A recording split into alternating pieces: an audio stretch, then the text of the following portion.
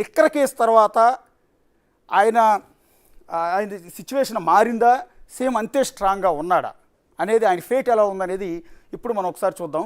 ఇప్పుడు exit polls వస్తున్నాయి. Peoples పల్స్కి సంబంధించిన ఎగ్జిట్ పోల్ ప్రస్తుతం మనకు వస్తుంది. ఎవరు గెలవబోతున్నారు ఏంటనేది వెరీ ఇంట్రెస్టింగ్. ఈసారి ఇందాక నేను చెప్పాను కదా, గత ఎన్నికల్లో, అంతకుముందు ఎన్నికల్లో, మధ్యలో ఒకసారి వచ్చిన ఎన్నికల్లో, అన్ని ఎన్నికల్లో కూడా ఆమ్ ఆద్మీ చీపురు కట్ట తుడిచేసింది ఢిల్లీ మొత్తాన్ని కూడా. కమలం పార్టీకి ఎక్కడ అవకాశం లేకుండా చేసింది. మరి ఈ ఎన్నికల్లో ఏంటి? నరేంద్ర మోడీ కావచ్చు, అమిత్ షా కావచ్చు, ప్రతిసారి ఢిల్లీ పీఠం మీద మనం కూర్చోవాల్సిందే అని ఎంత గట్టి ప్రయత్నాలు చేసినా కూడా ఢిల్లీ ఓటర్లు విలక్షణమైన తీర్పిచ్చారు. కేజ్రీవాల్నే గెలిపిస్తూ వచ్చారు. కసి కొద్దీ ఓట్లు వేసేవాళ్ళు, బీజేపీని మాత్రం ఇక్కడ మేము గెలిపించమని. దేశమంతా మీరు రాజు అయి ఉండొచ్చు కానీ బట్ ఢిల్లీకి మాత్రం రాజు కేజ్రీవాల్ అని చెప్తుండేవాడు. సో మరి ఈసారి ఏం జరగబోతుందని చూస్తే ఆసక్తికరంగా ఉంది. ఈసారి బీజేపీ ఎన్నో ఏళ్ల నుంచి కలలు కంటున్నా, ఎన్నో ఏళ్ళ గత దశాబ్దం నుంచి కలలు కంటున్న ఆ సీఎం పీఠం ఈసారి కమలానికి దక్కబోతోంది. పీపుల్స్ పల్స్ ఇచ్చిన ఎగ్జిట్ పోల్స్ని బట్టి దాదాపు ఒకసారి పీపుల్స్ పల్స్ ఇచ్చిన ఎగ్జిట్ పోల్స్ ఎంత ఉందంటే బీజేపీకి 51 నుంచి 60 సీట్లు. గత ఎన్నికల్లో కేవలం 3 స్థానాలకు మాత్రమే పరిమితమైన బీజేపీ ఈసారి 51 నుంచి 60 స్థానాలతో గెలిచి సీఎం పీఠాన్ని కైవసం చేసుకోబోతోంది. గత 3 సార్లుగా గెలిచిన కేజ్రీవాల్ ఆమ్ ఆద్మీ పార్టీ మాత్రం 10 నుంచి 19 స్థానాలకు మాత్రమే పరిమితం కాబోతోంది. ఈసారి ఎందుకు కేజ్రీవాల్ని యాక్సెప్ట్ చేయట్లేదు. సహజంగానే యాంటీ ఇన్కంబెన్సీ ఉంటుంది, అంటే వ్యతిరేకత ఉంటుంది. ఆల్మోస్ట్ 3 టర్మ్స్ నుంచి వాళ్లే ఉన్నారు కాబట్టి ఆటోమేటిక్గా పార్టీ మీద, ప్రభుత్వం మీద వ్యతిరేకత కొంత ఉండే అవకాశం ఉంటుంది. దానికి తోడు లిక్కర్ కేసు అలిగేషన్స్, దాంట్లో సీఎంఏ స్వయంగా జైలుకి వెళ్ళి రావటం. సో ఇక్కడ అందరూ డిస్కస్ చేసేది అంటే దేశవ్యాప్తంగా లిక్కర్ కేసులో అన్యాయంగా బీజేపీ అరెస్ట్ చేయించిందన్న అలిగేషన్ ఒకటి, తప్పు చేసి జైలుకి వెళ్ళాడనే ఇది రెండోది. కాబట్టి కేజ్రీవాల్ కానీ ఆమ్ ఆద్మీ పార్టీ కానీ అనుకునేది ఏంటంటే జైలుకి అన్యాయంగా పంపించారన్న సింపతి క్రియేట్ అయ్యి ఈసారి ఢిల్లీ పీఠంలో మళ్ళీ మనమే కూర్చుంటామని వాళ్ళు ఎక్స్పెక్ట్ చేసి ఉండొచ్చు. కానీ బీజేపీ ఏంటంటే కేజ్రీవాల్ అవినీతిని బయటపెట్టి ప్రజల ఆలోచన మార్చగలిగాం, మేము ఎన్నుకున్నది తప్పు, ఈసారి బీజేపీని ఎన్నుకోవాలని వాళ్ళకి చెప్పేలా చేసామనేది బీజేపీ అంటున్నమాట. అందువల్ల బహుశా పీపుల్స్ పల్స్ సర్వే ఎగ్జిట్ పోల్స్ని బట్టి 51 నుంచి 60 స్థానాల్లో బీజేపీ ఈసారి సీఎం పీఠాన్ని కైవసం చేసుకోబోతోంది. ఎన్నో ఏళ్ల నుంచి కళ్ళగంటున్న ఆ స్థానాన్ని దక్కించుకోబోతోంది. కేజ్రీవాల్ ఓడిపోబోతున్నారు. ఆమ్ ఆద్మీ పార్టీ ఈసారి ఆ చీపురు కట్ట పెద్దగా ఉడవలేకపోతోంది. సో దీన్ని బట్టి తెలుస్తుంది కాంగ్రెస్ పార్టీ పెద్దగా ఉనికి లేదు. ఎందుకంటే ఒకప్పుడు ఢిల్లీ పీఠంలో కాంగ్రెస్ ముఖ్యమంత్రి ఉండేవారు. ఆ తర్వాత కాంగ్రెస్, ఆమ్ ఆద్మీ పార్టీ కూడా కలిసి పనిచేసిన సందర్భాలు ఉన్నాయి. కానీ ఆ తర్వాత ఎందుకు రెండు పార్టీలు గ్యాప్ వచ్చింది. ఆ తర్వాత ఉనికి కూడా లేకుండా పోయి ఈసారి అసలు సీట్లే రావని ఇస్తూ ఉన్నారు లాస్ట్ టర్మ్ లాగానే. సో నెక్స్ట్ ఇది people's pulse survey. Next Matrize survey ఇక్కడ ఒకసారి చూడొచ్చు. ఇది కొంత పితలాటకం లాగానే ఉంది, క్లారిటీ లేదు. ఇందాక పీపుల్స్ పల్స్ ఎగ్జిట్ పోల్స్ అయితే క్లియర్ పిక్చర్ ఉంది. దాదాపు 51 నుంచి 60 స్థానాలు ఆల్మోస్ట్ ఇచ్చేశారు. అంటే వాళ్ళే సీఎం స్థానంలో ఉంటారన్నట్టుగానే ఇచ్చారు. ఇక ఇప్పుడు చూస్తే మాత్రం బీజేపీ ఇది మ్యాట్రిజ్ ఎగ్జిట్ పోల్స్ ప్రకారం బీజేపీ 35 నుంచి 40 స్థానాలు, కేజ్రీవాల్ అంటే ఆమ్ ఆద్మీ పార్టీ 32 నుంచి 37. అంటే ఎవరికి మెజార్టీ రావటం లేదు అనేది. పోనీ కాంగ్రెస్ పార్టీకి ఒకే ఒక్క స్థానం వస్తుంది. పోనీ కాంగ్రెస్ పార్టీ ఆమ్ ఆద్మీ పార్టీ కలిసి ప్రభుత్వాన్ని ఏర్పాటు చేస్తాయంటే అది కూడా కష్టమే. ప్రస్తుతం ఉన్న స్థానాలను బట్టి చూస్తే బీజేపీ గవర్నమెంట్ ఫామ్ చేయలేదు, ఆమ్ ఆద్మీ పార్టీ కూడా గవర్నమెంట్ని ఫామ్ చేయలేదు. వాస్తవానికి 70 స్థానాలు ఉన్న ఢిల్లీ అసెంబ్లీ ఎన్నికల్లో మ్యాజిక్ ఫిగర్ 36 రావాల్సి ఉంటుంది. సో 36 బీజేపీకి అయితే కనిపిస్తుంది. అట్లాగే ఆమ్ ఆద్మీకి కూడా అదే కనపడుతుంది. ఒకవేళ అటు ఇటు తేడా కొడితే అటువైపు నుంచో ఇటువైపు నుంచో ఒక 5 ఎమ్మెల్యేలను లాక్కోవాల్సి ఉంటుంది ఏదో ఒక పార్టీ. ఆటోమేటిక్గా ఇవన్నీ కూడా దేశ రాజకీయాల్లో జరుగుతున్నవే. ఒక పార్టీకి మ్యాజిక్ ఫిగర్ ఎవరికి కూడా దక్కని సందర్భాల్లో, మ్యాజిక్ ఫిగర్కి చేరువుగా ఉన్న సందర్భాల్లో సో అవతల పార్టీ నుంచి ఒక 5-6 ఎమ్మెల్యేలను లాక్కోవటం అనేది ఆనవాయితీ సాంప్రదాయమే. బీజేపీ చాలా రాష్ట్రాల్లో చేసింది కూడా. కాబట్టి ఇప్పుడు మ్యాట్రిజ్ ఇచ్చిన ఈ ఎగ్జిట్ పోల్స్ ప్రకారం ఒకవేళ బీజేపీకి 35 నుంచి 40 స్థానాలు వచ్చి ఆమ్ ఆద్మీ పార్టీకి 32 నుంచి 37 స్థానాలు వచ్చి ఉంటే ఆమ్ ఆద్మీ నుంచి ఖచ్చితంగా ఒక 5-6 బీజేపీ లాక్కుంటుంది. బీజేపీయే అక్కడ గవర్నమెంట్ని ఏర్పాటు చేస్తుంది. కాంగ్రెస్ పార్టీ చూస్తూ ఉంటుంది. ఎందుకంటే కాంగ్రెస్ పార్టీకి వెళ్ళి యథావిధిగా ఒకే ఒక స్థానాన్ని ఇచ్చారు. ఇందాక పీపుల్స్ పల్స్ వాళ్ళైతే అసలు ఒక్క స్థానం కూడా ఇవ్వలేదు. సో ఇప్పుడు మనం 2 ఎగ్జిట్ పోల్స్లో ఎడ్జ్ అనేది బీజేపీకే కనిపిస్తోంది. ఇందాక నేను చెప్పినట్టుగా గత 10 ఏళ్లుగా ఎదురు చూస్తున్నారు బీజేపీ వాళ్ళు. నరేంద్ర మోడీ కావచ్చు, అమిత్ షా కావచ్చు, వాళ్ళకు ఒక లోటు ఏదన్నా మిగిలిపోయింది అంటే ఒకటి సౌత్ ఇండియాలో ఉన్న ఆంధ్రప్రదేశ్ కానీ తెలంగాణ రాష్ట్రాల లాంటివి గెలవటం. రెండో అతిపెద్ద లోటు ఢిల్లీ పీఠాన్ని కైవసం చేసుకుంటారు. ఇవి చేయలేకపోతున్నారు ఎప్పుడు కూడా, ఎన్నో ప్రయత్నాలు చేస్తున్నారు. ఆఖరికి ఒరిస్సా లాంటి స్టేట్లు కూడా బీజేపీ గెలవగలిగింది. ఇక అస్సాం వాళ్ళ చేతుల్లోనే ఉంది, ఈశాన్య రాష్ట్రాలు వాళ్ళకే పట్టుంది, నార్త్ ఇండియా మొత్తం బీజేపీకే పట్టుంది. కానీ సౌత్ ఇండియాలో తమిళనాడు, ఆంధ్ర, తెలంగాణ, మళ్ళీ ఈ రాష్ట్రాలకు అటుపక్క ఇటుపక్క ఉన్న రాష్ట్రాలు వాళ్ళయే. ఇప్పుడు ఆంధ్రప్రదేశ్కి అటుపక్క ఉన్న ఒరిస్సా వాళ్ళదే, ఇటుపక్క ఉన్న కర్ణాటక, తెలంగాణకి ఇటుపక్కన ఉన్న కర్ణాటక వాళ్ళదే, మహారాష్ట్ర వాళ్ళదే, అన్నీ వాళ్ళే. కానీ మధ్యలో ఉన్న ఈ మూడు రాష్ట్రాలు తమిళనాడు, కొరకరాని కొయ్యలాగా మిగిలిపోయాయి ఆంధ్రప్రదేశ్ అండ్ తెలంగాణ. సో ఆంధ్రప్రదేశ్లో వాళ్ళు ఏం చేశారు, తెలుగుదేశం పార్టీతో పొత్తు పెట్టుకున్నారు. ఆల్మోస్ట్ తెలుగుదేశం బీజేపీ కూటమిలో భాగంగా ఆంధ్రప్రదేశ్ కూడా వాళ్ళ చేతిలోకి వచ్చినట్టే ఒక విధంగా. కానీ తెలంగాణ వాళ్ళ చేతుల్లో లేదు, కాంగ్రెస్ పార్టీ గెలిచింది ఇక్కడ. తమిళనాడులో మీకు తెలుసు డిఎంకే గెలిచింది. సో ఇదంతా ఒక తలనొప్పి అనుకుంటే ఎన్నో ఏళ్ళ నుంచి వాళ్ళు ఎదురు చూస్తున్నది ఢిల్లీ పీఠాన్ని మనం ఎందుకు కొట్టలేకపోతున్నాం అని. ఢిల్లీ ప్రజలు మనల్ని ఎందుకు విశ్వసించట్లేదు, ఢిల్లీ ప్రజలు బీజేపీని ఎందుకు గెలిపించట్లేదన్న బాధ, ఆవేదన వాళ్ళకి చాలా ఎక్కువగా ఉంది. అందుకని ఈసారి విపరీతమైన ప్రయత్నాలు చేశారు, విపరీతమైన హామీలు ఇచ్చారు. కేజ్రీవాల్ ఇచ్చిన హామీల్ని తలదన్నేలా బీజేపీ ఈసారి రికార్డు స్థాయిలో హామీలు ఇచ్చింది. సో దానికి తోడు ఆమ్ ఆద్మీ పార్టీ మీద కొంత వ్యతిరేకత అయితే ఉంటుంది. లిక్కర్ కేసుల ఆరోపణలు, సీఎంఏ స్వయంగా జైలుకి వెళ్ళి రావటం కావచ్చు, ఇతర గత 10 ఏళ్ల నుంచి వాళ్లే పరిపాలిస్తున్నారు కాబట్టి సహజంగానే యాంటీ ఇన్కంబెన్సీ అనేది కొంత ఉంటుంది. ఇవన్నీ కూడా యాడయ్యి ఈసారి ఆమ్ ఆద్మీ పార్టీ చీపురు కట్ట పార్టీకి, అంటే ఆమ్ ఆద్మీ పార్టీ ఓడిపోయే అవకాశాలే చాలా ఎక్కువగా కనిపిస్తున్నాయి. పీపుల్స్ పల్స్ అయితే వన్ సైడ్ ఇచ్చేసింది బీజేపీ గెలుస్తుందని, కొంత మ్యాట్రిజ్ మాత్రం కొంత డౌట్ఫుల్గా అటు ఇటు అన్నట్టుగా ఇచ్చింది. ఎడ్జ్లో బీజేపీ ఉన్నట్టుగానే ఇచ్చింది. ఒకవేళ ఎడ్జ్లో సీట్లు తగ్గినా కూడా ఆమ్ ఆద్మీ నుంచి లాక్కునైనా సరే ఏదో ఒకటి చేసైనా సరే వాళ్ళు బీజేపీ గవర్నమెంట్ని ఫామ్ చేస్తుంది అన్నట్టుగా ఇక్కడ క్లియర్ కట్గా ఉంది. అండ్ నెక్స్ట్ పీపుల్ ఇన్సైడ్ అని ఇంకొక సర్వే సంస్థ ఇచ్చిన ఎగ్జిట్ పోల్ని మీరు ఒకసారి చూడండి. ఇది కూడా దాదాపు అన్ని సీట్లు ఇవ్వలేదు, కానీ పీపుల్ పల్స్ ఇచ్చినట్టు అన్ని సీట్లు ఇవ్వలేదు, లేదా మధ్య మార్గంగా అన్నట్టుగా అటు ఇటు తేలకుండా ఇంతకుముందు మ్యాట్రిజ్ చెప్పినట్టు అలాగూ కాకుండా కొంత ఎడ్జి బీజేపీకి ఇచ్చారు. ఆల్మోస్ట్ ఇంత మ్యాజిక్ ఫిగర్ 36 సీట్లు. సో ఇక్కడ 40 నుంచి 44 సీట్లు బీజేపీ గెలుస్తోంది. సో సీఎం పీఠం వాళ్లే కైవసం చేసుకుంటున్నారు. రాహుల్ గాంధీ అంటే కాంగ్రెస్ పార్టీకి ఒక స్థానం ఇచ్చారు. ఆమ్ ఆద్మీ మాత్రం ఓడిపోతుంది అన్నట్టుగానే ఈ పీపుల్స్ ఇన్సైట్ సిగ్నల్ కూడా మనకు కనిపిస్తుంది. పీపుల్స్ ఇన్సైడ్ ఆమ్ ఆద్మీ పార్టీకి 25 నుంచి 29 స్థానాలు ఇస్తుంది, బీజేపీకి 40 నుంచి 44 స్థానాలు. అంటే మ్యాజిక్ ఫిగర్ దాటి ఇంకొక 8 స్థానాలు ఎక్కువే ఉన్నాయి. 44 స్థానాలు వస్తే కనుక, ఒకవేళ 40 స్థానాలే వచ్చినాయి అనుకుందాం, ఇంకో 4 స్థానాలు ఎక్కువ ఉన్నట్టే. 44 వచ్చి ఉంటే ఇంకో 8 స్థానాలు ఎక్కువ ఉన్నట్టే. కాబట్టి వాళ్ళ గవర్నమెంట్కి డోకా లేదు.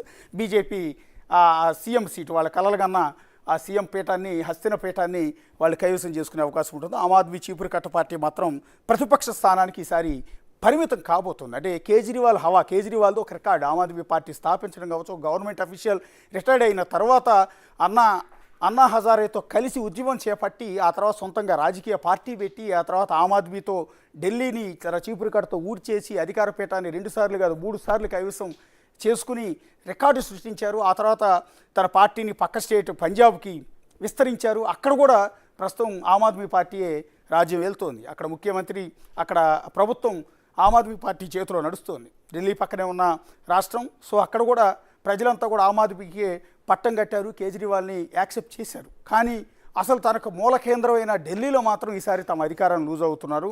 దీన్ని బట్టి ఎగ్జిట్ పోల్స్ని బట్టి క్లియర్గా మనకు అర్థమవుతుంది. అండ్ నెక్స్ట్ పీపుల్స్ ఇన్సైట్ అయిపోయింది. ఈ రెండు ఇప్పుడు వరకు 3 చూసాం మనం. ఒకటి మ్యాట్రిజ్, 2 పీపుల్స్ సర్వే, అండ్ ఇప్పుడు ఇందాక మనం చూసింది. మొత్తం కలిపితే అన్నీ కూడా బీజేపీ గెలుస్తుందని ఇచ్చారు. ఇది జేవీసీ పోల్ కూడా బీజేపీయే గెలుస్తుందని ఎగ్జిట్ పోల్ చెప్తోంది. సో ఎక్కడ ఏ సర్వే సంస్థ కూడా ఆమ్ ఆద్మీ గెలుస్తుందని ఇవ్వట్లేదు. ఇది దురదృష్టకరం.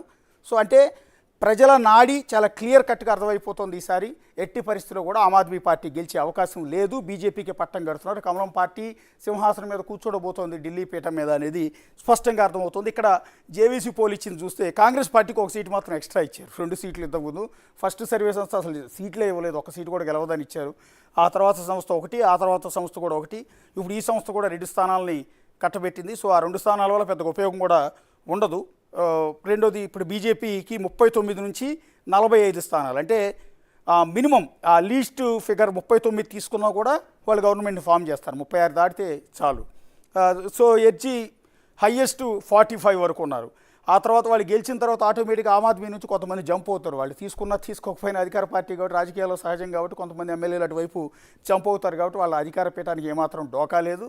ప్రభుత్వాన్ని వాళ్ళే ఏర్పాటు చేయబోతున్నారు అనేది జేవీసీ పోల్ను బట్టి తెలుస్తుంది. ఇక్కడ కూడా దురదృష్టం కొన్ని సీట్లు తగ్గాయి. ఆమ్ ఆద్మీ పార్టీకి 22 నుంచి 31 స్థానాలు మాత్రమే వచ్చే అవకాశం ఉంటుంది.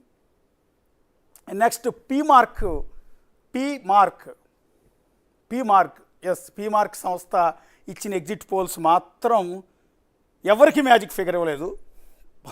ఈ సర్వే చేసి ఇచ్చారా లేకపోతే వాళ్ళకి ఒకసారి చూస్తే 21-31 ఆమ్ ఆద్మీ పార్టీ, 21-31 కమలం పార్టీ అంటే బీజేపీ, కాంగ్రెస్ పార్టీ ఒకటి. అంటే ఎవరికి మెజార్టీ మ్యాజిక్ ఫిగర్ రావటం లేదు, 36 స్థానాలు రావటం లేదు.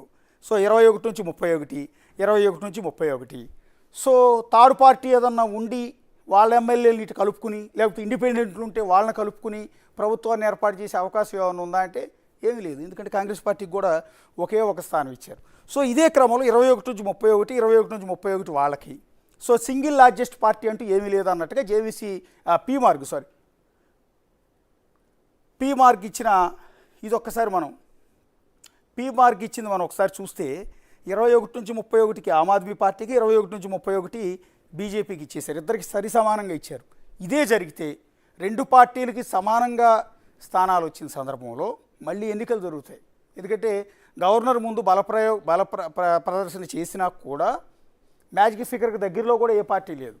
లేదో అనూహ్యంగా ఏదైనా జరిగి బీజేపీ నుంచి ఒక 10 మంది ఎమ్మెల్యేలు ఆమ్ ఆద్మీలోకో లేకపోతే ఆమ్ ఆద్మీకి సంబంధించిన 10 మంది ఎమ్మెల్యేలు రాత్రికి రాత్రి బీజేపీకో జంప్ అయిపోయి గవర్నర్ ముందు బల ప్రదర్శన చేసిన సందర్భంలో అక్కడ కనుక మేము ఈ పార్టీకి మద్దతు ఇస్తున్నామని చెప్తే అప్పుడు గవర్నమెంట్ ఫామ్ చేస్తారేమో. కానీ ఇప్పుడు యాజ్ ఇట్ ఈజ్గా పీమార్క్ ఇచ్చిన ఈ సర్వే రిపోర్ట్స్ ప్రకారం ఈ సీట్ల సంఖ్యల ప్రకారం 21 నుంచి 31, 21 నుంచి 31 ఇస్తే సో ఎవరు గవర్నమెంట్ని ఫామ్ చేయలేరు. కాబట్టి తాత్కాలికంగా గవర్నర్ పాలన పెట్టచ్చు, లేదా ఇప్పుడున్న ముఖ్యమంత్రి ఆపద్ధర ముఖ్యమంత్రిగా కొనసాగించి ఆ తర్వాత మళ్ళీ ఎన్నికలకు వెళ్లాల్సి ఉంటుంది. ఎందుకంటే ఎవరు గవర్నమెంట్కి ఎవరికి సరైన మ్యాజిక్ ఫిగర్ ఇవ్వని సందర్భంలో ఇదే జరుగుతుంది. ఇది పీమార్క్ ప్రకారం. మిగిలిన సర్వే సంస్థలన్నీ కూడా పూర్తిగా బీజేపీకి ఇచ్చాయి, కానీ పీమార్క్ మాత్రం అటు ఇటుగా ఇచ్చింది. అటు ఇటుగా కూడా కాదు, ఇద్దరికి చిరు సమానంగా ఇచ్చింది. అండ్ నెక్స్ట్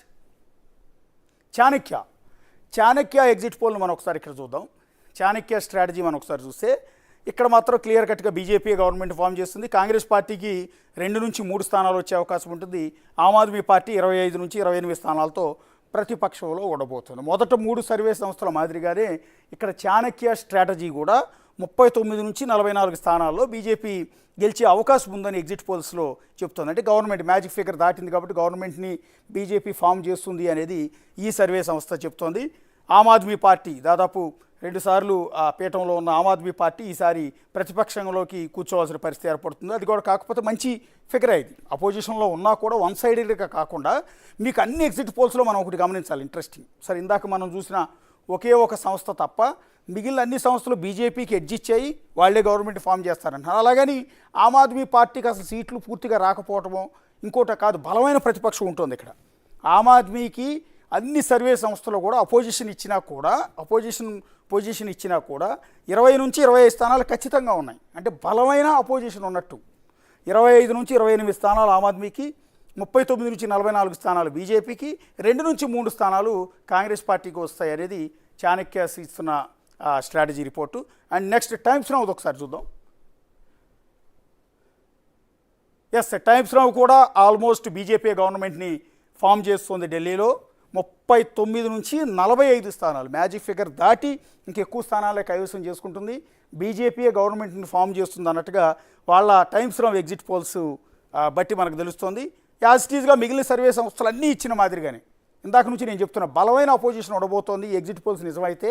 ఎందుకంటే ఏ సర్వే సంస్థ కూడా ఆమ్ ఆద్మీ పార్టీ పూర్తిగా సీట్లు పడిపోతుంది అనేది ఎక్కడా ఇవ్వట్లా. అంటే ఆమ్ ఆద్మీ పార్టీని ఆదరించిన ఓటర్లు ఇంకా ఉన్నారు అని, కేజ్రీవాల్ మీద అభిమానం, ఆ పార్టీ ఆ ప్రభుత్వ పరిపాలన నచ్చిన జనం చాలా ఉన్నారు. అందుకనే బలమైన ప్రతిపక్షం స్థానంలో కేజ్రీవాల్ కూర్చోబోతున్నారు. 22 నుంచి 31 స్థానాల్లో కేజ్రీవాల్ ఆమ్ ఆద్మీ పార్టీ అండ్ 39 నుంచి 45 స్థానాలతో బీజేపీ గవర్నమెంట్ని ఫామ్ చేయబోతోంది.